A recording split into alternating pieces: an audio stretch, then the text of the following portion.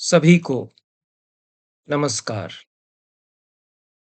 नाट्यशास्त्र के 22वें अध्याय में भरत मुनि ने नायक नायिका भेद का प्रतिपादन किया है।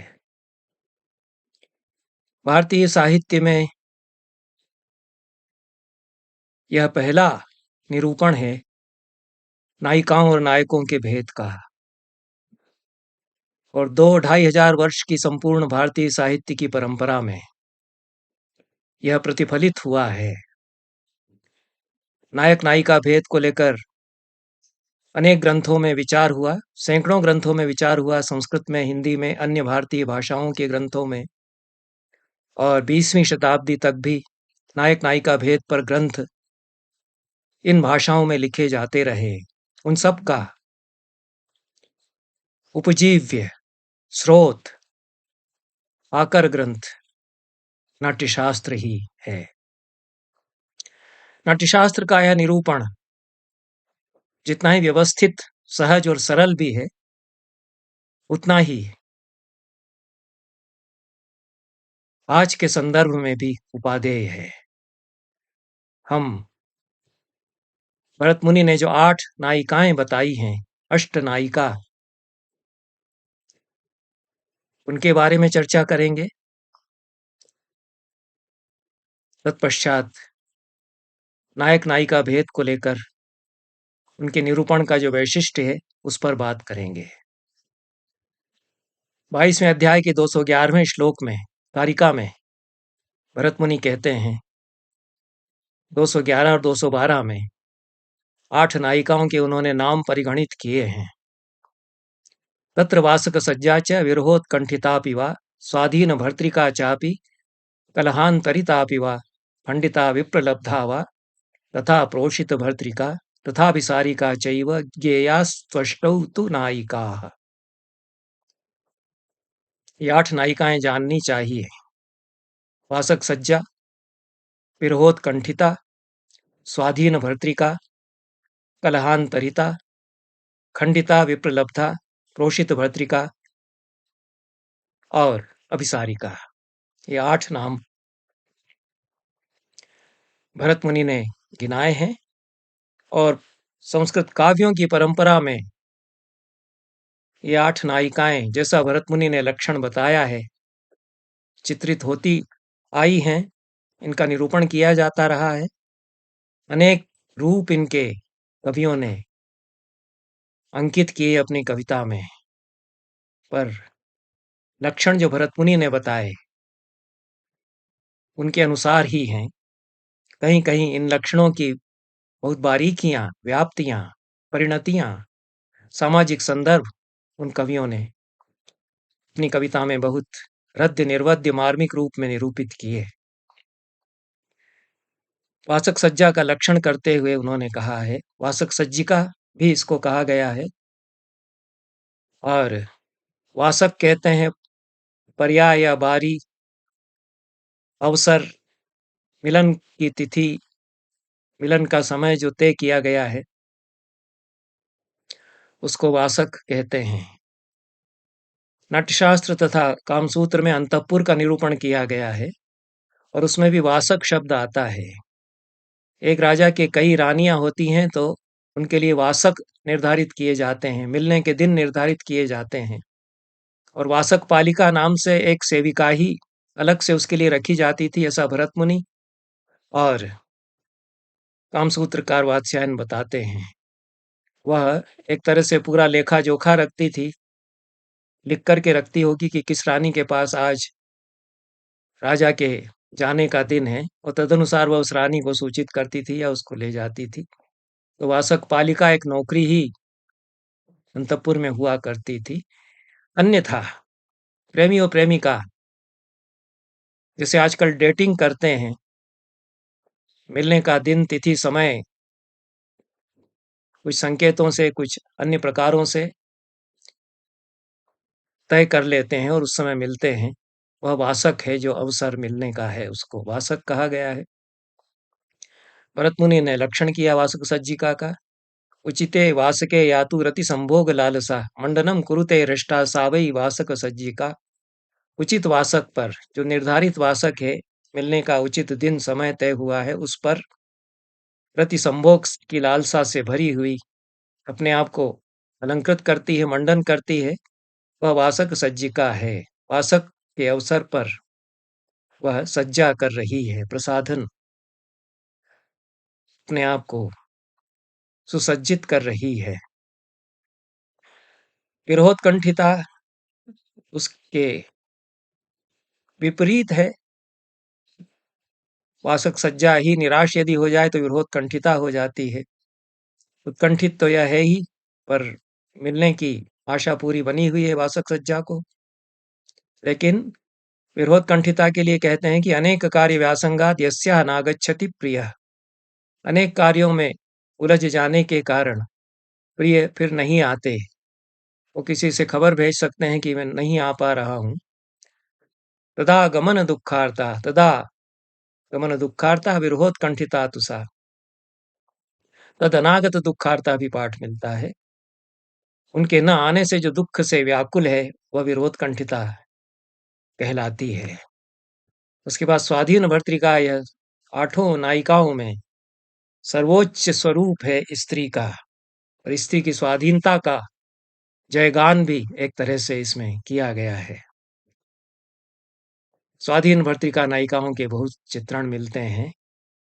महाभारत में द्रौपदी, रामायण में सीता, ये सारी महान नायिकाएं स्वाधीन भर्तृका नायिकाएं हैं। सुरतातिरसैर्बद्धो यस्याः पार्श्वे तु नायकः सांद्रा मोद गुण प्राप्ता भवेत् स्वाधीन भर्तृका। सूरत के अतिरस से बंधा हुआ जो मिलन का आनंद है, संभोग का जो आनंद है, सुख है, उससे एकदम बंध करके उसके पास में निरंतर बना रहता है नायक, उसको छोड़ना ही नहीं चाहता। सांद्रा मोद गुण प्राप्ता, प्रगाढ़ आनंद के गुण से संयुक्त वह स्वाधीन भर्तृका नायिका कहलाती है। शीला भट्टारिका ने तो सुंदर चित्रण किया है। काव्य प्रकाश में मम्मट के द्वारा उदाहरित पद्य में स्वाधीन भर्तृका नायिका का। अन्य कवियों ने भी स्वाधीन भर्तृकाओं के सुंदर सुखकर चित्र खींचे हैं, पर सभी नायिकाएं, पत्नियां, प्रेयसियां स्वाधीन भर्तृकाएं नहीं होती। और स्वाधीन भर्तृका का शील स्वभाव भी ऐसा होना चाहिए कि प्रिय उसके सामने झुक जाएं। नाम भी बहुत सोच करके स्वाधीन भर्तृका रखा गया है।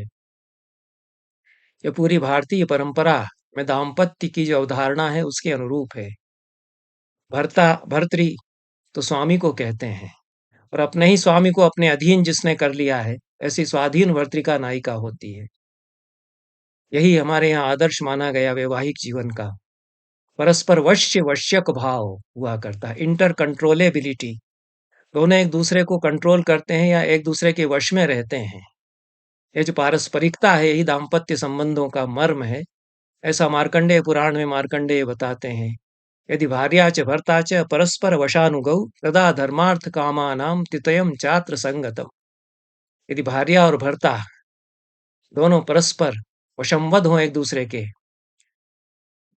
दूसरे का साथ निभाएं, एक दूसरे के काबू में रहकर, तो धर्म, अर्थ और काम तीनों पुरुषार्थ प्राप्त हो जाते हैं वैवाहिक जीवन में। वहां भी उन्होंने भार्या और भर्ता शब्द का प्रयोग किया है। भार्या जिसका भरण किया जाए, वो उसके अधीन रहती है, उसका भरण किया जा रहा है। और भर्ता है, भरण करने वाला है, पर वो एक दूसरे के वश में रहते हैं। भर्तर्यपेत तमसि प्रभुता तवैव। मरीचि कश्यप शकुंतला को समझाते हैं और आशीर्वाद देते हैं। शापादसि स्मृतिरोध रूक्षे। शाप से स्मृति अवरुद्ध हो गई थी तुम्हारे इस पति की, इसलिए इसने तुम्हारा उस समय अनजाने में अनादर किया। अब अपने भर्ता पर तुम्हारी ही प्रभुता है, ऐसा वे कहते हैं। वहां भी भर्ता कहते हैं, लेकिन प्रभुता किसकी होगी? कि शकुंतला की होगी। अपने ही प्रभु पर प्रभुता उसकी होगी। यह आशीर्वाद उसको देते हैं। तब यहाँ शकुंतला भी स्वाधीन भर्तृका नायिका बन जाती है। जो खंडिता नायिका थी, विप्रलब्धा नायिका हो गई, धोखा खा गई। एक ही स्त्री के जीवन में वासक सज्जा, विरोधकंठिता, कलहांतरिता, खंडिता, स्वाधीन भर्तृका, कई स्थितियां आ सकती हैं अलग अलग समय में। हो सकता है एक ही दिन में वह कलहांतरिता है, थोड़ी देर में स्वाधीन भर्तृका हो जाए। अमरुक के जो वर्णन है उनमें तो बड़े मार्मिक चित्र हैं, स्त्री पुरुष के संबंधों के अंतरंग चित्र हैं, दाम्पत्य जीवन के। कलहांतरिता का लक्षण करते हुए कहते हैं, ईर्ष्या कलह निष्क्रांतो यस्याह नागच्छति प्रियः सामर्श वश संप्राप्ता कलहांतरिता भवेत। ईर्ष्या और कलह के कारण छोड़ करके चला गया, ऊब गया, इतना झगड़ा किया, झगड़ालू स्त्री है, फिर लौट करके नहीं आ रहा है। यह उसके न आने से दुखी कम हो रही है, अमर्ष में ज्यादा भरी हुई है कि देखो कैसा छोड़ करके गया है, कैसा उसने मेरे साथ किया है। कलहांतरिता स्वभाव से ही कलह करने वाली नायिका है, वह कलह से अंतरित है, कलह ने उसको आच्छादित किया हुआ है, ऐसी कलहांतरिता नायिका होती है। और खंडिता नायिका व्यासंगाद उचिते यस्याः वासके नागत प्रिय तदा गमन दुःखार्ता खंडिता सा प्रकीर्तिता। यह तो व्यासंग से अन्य कार्य में व्यस्त होने के कारण जिसका प्रिय नहीं आया, उसके अनागम के कारण जो दुःखार्थ है, वह खंडिता नायिका कहलाती है। उसको एक तरह से धोखा दिया गया है। अन्यत्र व्यासंग है उसका पति, अन्य किसी स्त्री से उसका संबंध है। विरोधकंठिता से केवल इतना ही अंतर इसका है कि विरोधकंठिता का जो प्रेमी है वह धोखा नहीं दे रहा है, अपने किसी कार्य में उलझ गया है। आधुनिक काल में दफ्तर में काम बहुत अधिक है, शाम को आने का बोल दिया था, लेकिन फिर मीटिंग आ गई तो नहीं आ पा रहे हैं। तो वह उनकी पत्नी जो घर में प्रतीक्षा कर रही है, वह विरोधकंठिता कहलाएगी। लेकिन वो शाम होने के बाद अपनी प्रिया से मिलने चले गए हैं, तो वही नायिका खंडिता नायिका कहलाएगी। अन्य व्यासक अन्यत्र व्यासक्ति के कारण नहीं आता। और विप्रलब्धा उसी प्रकार की नायिका है। यस्याः दूतिं प्रियः प्रेष्य दत्वा संकेतमेव अनागतः कारणे नेह विप्रलब्धा तु सा भवेत्। दूती को भी भेजा था कि इतने समय, संदेश भेजा था कि इतने समय मिलेंगे, संकेत दिया था। संकेत भी यह प्रेमी और प्रेमिका के बीच की भाषा की शब्दावली है। तो संकेत दोनों में हो चुका है, इशारेबाजी हो चुकी है कि इतने समय मिलेंगे। और संकेत की भाषा प्रेमियों ने विकसित की थी प्राचीन काल में। इसका भी वर्णन गाह सतसई और अन्य गाथाओं में, संस्कृत प्राकृत की कविताओं में मिलता है कि कैसे संकेत करते थे, कैसे समय तय करते थे। पर संकेत देकर के भी जानबूझ करके धोखा दे रहा है, तो जो धोखा खा गई है वह विप्रलब्धा नायिका होती है। प्रोषित भर्तृका का स्वरूप बताते हुए भरत मुनि कहते हैं, नाना कार्याणि संधाय यस्या वै प्रोषितः प्रियः सारूढ़ालक के शांता भवेत प्रोषित भर्तृका। अनेक कार्यों का संधान करता हुआ, व्यापार का काम हो सकता है, कोई राजकीय सेवा है, उसमें अन्य नगर में भेजा गया है, विदेश भेजा गया है, तो प्रिय जो है प्रोषित हैं, विदेश चले गए हैं। यह प्रोषित भर्तृका नायिका कहलाएगी जिसके प्रिय विदेश चले गए हैं, ये शादी नहीं संवारती है। और बिखरे हुए उसके केश हैं, ऐसी प्रोषित भर्तृका नायिका साज सज्जा नहीं करती है, प्रिय के विरह में उनकी प्रतीक्षा करती है। मेघदूत में यक्षिणी प्रोषित भर्तृका नायिका है। त्वाम आरूढ़म पवन पदवी मुद्गृहीत आलकांताः। कालिदास ने लिखा है कि आकाश के मार्ग पर तुम जब घुमड़ोगे, दिखाई दोगे, प्रेक्षिष्यन्ते पथिक वनिताः प्रत्यादाश शक्त्या है। जो प्रवासियों की पत्नियां हैं, वो तुम्हें देखेंगी, बहुत आश्वस्त होते हुए कि अब तो वर्षा का समय आ गया, हमारे प्रिय लौटेंगे। उसके लिए विशेषण दिया है, उद्ग्रहीताल कांता। उनके छितराए हुए केश बार-बार उनकी आँखों के सामने आते हैं, बिखरे हुए हैं। हवा भी चल रही है वर्षा के समय, उनकी आँखों पर आ जाते हैं, इसलिए उनको बार-बार पीछे खींचकर, ऊपर खींचकर ले जाती हैं, हटाती हैं। ऐसी उद्ग्रहिताल कांत पथिक वनिताएँ तुम्हें निहारेंगी, प्रत्यय के कारण उनको, भरोसे के कारण उनको आश्वासन होगा कि अब मिलन का समय आ गया। यह प्रोषित भर्तृका नायिकाओं का कई नायिकाएँ देखेंगी। कालिदास ने तो पूरा समाज उपस्थित कर दिया है विरहिणी नायिकाओं का वहाँ। गाँव की वधुएँ, नगरों की महिलाएँ, ये सब देखती हैं। जो प्रोषित भर्तृकाएँ हैं, वह मेघ को। अंतिम नायिका अभिसारिका है। हित्वा लज्जां तुया श्लिष्टा मदेन मदनेन च अभिसारयते कांतम सा भवेद अभिसारिका। लज्जा को त्याग करके मद और मदन से ऐसी आविष्ट हो गई है, प्रेम भाव से ऐसी भर गई है कि शर्म और हया का पर्दा टूट चुका है और कांत को अभिसरित कराती है। भरतमुनि का लक्षण यही है कि अपने प्रिय से कहती है कि तुम ही आ जाओ, चले आओ तुमसे मिलने के लिए। वह अभिसारिका होती है। परवर्ती परंपरा में अभिसारिका का लक्षण यह दिया गया है कि जो स्वयं अभिसरण करती है, और कवियों ने भी इसी रूप में वर्णन किए हैं अभिसारिका नायिकाओं के। कालिदास ने अभिसारिकाओं का वर्णन किया है इस प्रकार से। अलका में सुबह जो दृश्य तुम देखोगे तो पता चलेगा कि रात को इस पथ पर अभिसारिकाएं चल कर के गई हैं। कहीं उनके पत्र छेद्य गिर गए हैं, गालों पर जो उनके पत्र रचना की गई थी, कहीं उनके पुष्प गिर गए हैं, कहीं मोती गिर गए हैं। बहुत सुंदर वर्णन अभिसारिकाओं के कवियों ने किए हैं, पर यह एक पुरुषवादी दृष्टि से स्त्री को इसमें देखा गया है। पुरुष बैठा आराम से प्रतीक्षा कर रहा है और स्त्री ही चल कर के उसके पास पहुंचेगी। यह शास्त्रकारों ने लक्षण अभिसारिका का किया। भरत मुनि ने कहा कि वह अभिसरित कराती है, वह एक तरह से स्वामिनी है और वह निर्देश दे देती है कि मेरे यहाँ तुम ही आ जाना। यह स्त्री की स्वाधीनता का भी गान एक तरह से भरत मुनि में है। यद्यपि साहित्य दर्पणकार ने स्वयं अभिसरति अभिसारयते वा ऐसा लक्षण किया है। स्वयं भी अभिसरण करती है तब भी अभिसारिका होगी, और अपने पति को स्थान बताकर वहां अभिसरण कराती है, वह वहां रह रही है, उपस्थित है पहले से, तब भी अभिसारिका होगी।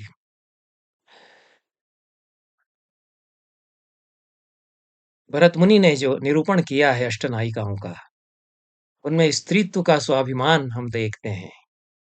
कहीं भी स्त्री को पुरुष के सामने झुकता हुआ नहीं दिखाया गया। आठों नायिकाएं कहीं पुरुष के सामने हाथ जोड़कर प्रार्थना कर रही हों कि हमसे गलती हो गई, अपना लीजिए, ऐसा कहीं नहीं होता है। पूरी संस्कृत परंपरा में जो स्त्री का स्वरूप आता है उसमें ऐसा कहीं नहीं होता है कि स्त्री हाथ जोड़ करके गिड़गिड़ा करके पैरों पर गिर रही है कि हे स्वामी मुझे मत निकालिए, मुझे मत छोड़िए। ये आधुनिक काल है। ये औपनिवेशिक काल में स्त्री की स्थिति हो सकती है, उत्तर मध्य काल में स्त्री की हो सकती है ऐसी स्थिति। इसके पहले जो स्त्री है वह कभी इस तरह से नहीं गिड़गिड़ाती। अपवाद स्वरूप कोई उदाहरण निकल आए। भक्ति काल में स्त्री को जिस तरह से दीनहीन बना दिया गया वो बात अलग है, लेकिन पूरी जो भारतीय परंपरा है वो स्त्री की मनस्विता का उद्घोष करती है। स्त्री नहीं झुकी कहीं, आठों नायिकाओं में से कोई झुकती नहीं है। झगड़ालू हो तब भी, पंडिता हो तब भी, विप्रलब्धा हो तब भी लड़ पड़ेगी। झुकना तो इस पुरुष को ही पड़ेगा। पुरुष को स्त्री के चरणों पर झुका हुआ तो बहुत कवियों ने दिखाया। कालिदास ने तो अपने तीनों नाटकों में नायक को नायिका के चरण पर झुकता हुआ दिखा दिया है। मालिका अग्निमित्रम में इरावती के पैरों पर झुक जाता है अग्निमित्र। शाकुंतल के अंतिम अंक में भी शकुंतला के चरणों पर झुकने लगता है। अपराध बोध से भरा हुआ दुष्यंत, शकुंतला ही कहती है कि मुझे अपराधिनी मत बनाइए। तो रामचरित में तो राम पश्चाताप से, अनुताप से इतने भरे हुए हैं कि सीता सोई हुई है नींद में, और राम उनको छोड़ने वाले हैं। इतना गहरा उनको अनुताप पश्चाताप है कि सीता के दोनों पैर अपने हाथ से लेकर के अपने माथे पर रख लेते हैं। सीता कितनी पावन और पवित्र हैं इस बात को बताने के लिए। मैं ही अधम हूँ, मेरे ही मस्तक पर ये पैर रख दिए जाएँ इस लायक मैं हूँ। ऐसा राम बताते हैं, ये सीता हैं, ये भवभूति के राम हैं। तो चाहे वासक सज्जा हो, चाहे बृहत्कंठिता हो, चाहे कलहांतरिता हो, चाहे खंडिता या विप्रलब्धा हो, विज्ञाती हुई स्त्री नहीं कहीं नजर आती है। आप स्वामी हैं, मैं दासी हूँ। ऐसा व्यंग्य में तो कहती है, डांट करते हुए कहती है, अमरुक की नायिका तो कहती है, पर दीनता में कभी ऐसा नहीं कहा किसी स्त्री ने। यह स्त्रियों को समझना चाहिए, उनको उनकी मानसिकता किस तरह से बदल दी गई है। और वश्यवश्यक भाव, यह भी नहीं कि अपने आप को पुरुष के सामने बड़ा माने। एक स्त्री विमर्श यह भी होने लग गया कि स्त्री ही गुरु है, स्त्री ही पुरुष की गुरु सदा रही है, और वो तो गार्गी भी याज्ञवल्क्य की ही गुरु थी, और विद्या विद्योत्तमा ने ही सारे काव्य लिखे थे। और यह एक हीनता भावना के कारण जो स्त्री की उच्चता का बनावटी उद्घोष किया जाता है, वो भी स्त्री विमर्श इस समय का काम का नहीं है। इसलिए भरत मुनि की जो दृष्टि है वो ज्यादा काम की है। जो हमारे ऋषियों ने परस्पर वश्यवश्यक भाव की दृष्टि बताई है वह ज्यादा काम की है। दूसरी बात यह है कि जो मैंने कहा कि एक ही स्त्री में आठों नायिकाओं के रूप आते जाते रह सकते हैं। ये मनुष्य जीवन है। शास्त्र उसको लक्षण में जब निबद्ध करता है तो यथार्थ पूरा लक्षण में नहीं अट सकता है। कवियों की कविताएं जब हम पढ़ेंगे तो लगता है कि लक्षण कितने पीछे छूट जाते हैं। एक नायिका, उसमें दो तीन चार पांच नायिकाएं एक साथ हो सकती हैं। अमरुक का पद्य है, बाले नाथ विमुंच मानिनी रुषम रोषान मया किम कृतम खेदोस्मासु न मे पराध्यति भवान सर्वे पराधा मयि तत्किम रोदिषि गद्गदेन वचसा कस्याग्रतो रुद्यते नन्वेतन मम का तवास्मि दयिता नास्मीत्यतो रुद्यते। अद्भुत पद्य है। ऐसा कोई पद्य और कोई कवि नहीं लिख पाया। दाम्पत्य जीवन में एक संवाद हो रहा है, उसको कितनी बारीकी से पकड़ा है अमरुक ने। बहुत एक एक छोटे छोटे शब्दों में हृदय उंडेल दिया है नायक और नायिका का। यह विप्रलब्धा नायिका हो सकती है, खंडिता नायिका हो सकती है, थोड़ी सी कलहांतरिता भी है, क्योंकि तय कर लिया है कि ये झगड़ा करके ही मानूंगी। व्यंग्य भी कर रही है, पति ने कुछ चूक की है, वो आते हैं उसके सामने, वो खुद अनुताप में भरे हुए हैं, मनाना चाहते हैं। कहते हैं बाले, यह प्रेम का संबोधन है, सुकुमार भोली नायिका के लिए किया जाता है बाले। वो उत्तर देती है नाथ, व्यंग्य में टांट करते हुए कहती है स्वामी, मुंच मानिनी रुषम। नाथ जैसे ही वह कहती है तो समझ जाते हैं कि इसने तो गुस्से में व्यंग्य में हमको नाथ कहा है, आप तो हमारे अब स्वामी हो गए। तो कहते हैं मुंच मानिनी रुषम, हे मानिनी, है रिसाने वाली, अब तो रोष छोड़ दो। वह कहती है रोषान मया किम कृतम, रिसाकर मैंने कर ही क्या लिया। बहुत वेदना के साथ कहती है। खेदोस्मासु, वो प्रिय उत्तर देते हैं कि हमारे मन में खेद, हमारे चित्त में खेद किया है तुमने, उत्पन्न किया है इस रिसाने से, हमें तो बड़ा दुख हो रहा है।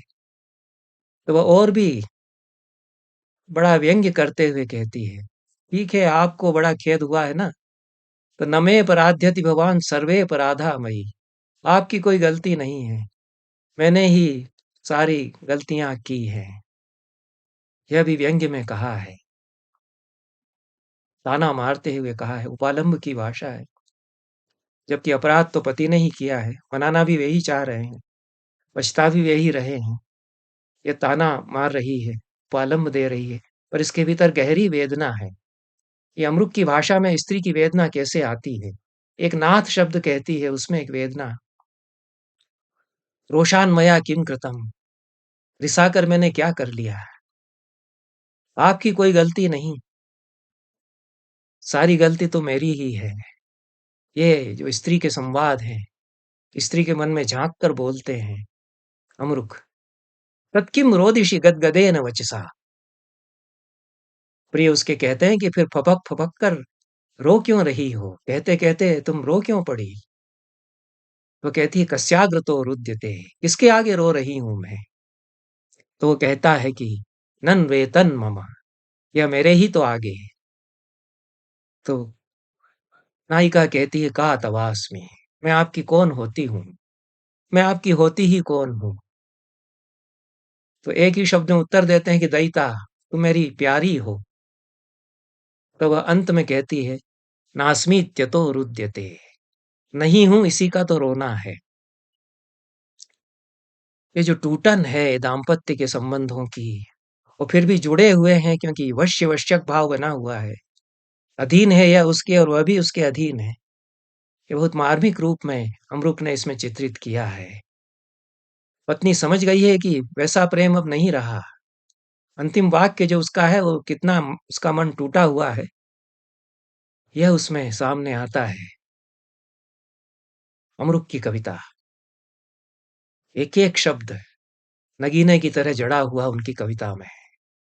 एक-एक शब्द में भावनाओं का उफान उनकी कविता में है और एक-एक पद्य में कई-कई रूप अठाट नायिकाओं के हमको देखने को मिलते हैं। यह लक्षण अपनी जगह है और कविता में जो जीवन है, जीवन की अगाध गहराइयाँ, वो अपनी जगह हैं, क्योंकि साहित्य में, कला में जीवन संपूर्णता में चित्रित होता है और